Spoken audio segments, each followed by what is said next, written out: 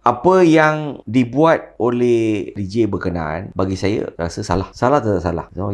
Orang India terutamanya yang beragama Hindu ni, dia tersinggung apa yang you buat. Because Thaipusam ataupun whale ni is something very significant, something very special for Hindus. Betul. And it is just right after Thaipusam. Right, yeah, exactly. I was just about to say that. Right after Thaipusam, Okay. So people masih lagi dalam The mood of Thaipusam. Yeah. Dalam keadaan macam ni, you buat benda-benda macam ni, dia seolah-olah you dah mencerca ataupun memperkecilkan agama orang lain. Maka orang India, orang Hindu ni marah. So what you have done is wrong. So there is no two way about it.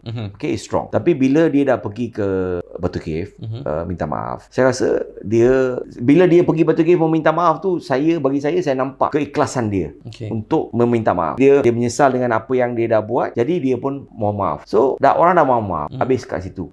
Yang selanjutnya adalah kerja kerajaan. Kerajaan, dia ada Kementerian Perpaduan, dia ada agensi lain. Ini adalah tanggungjawab kerajaan untuk memastikan benda-benda, kes-kes macam ni lah, ataupun yang menghina kaum lain, menghina agama lain ni tidak berulang balik.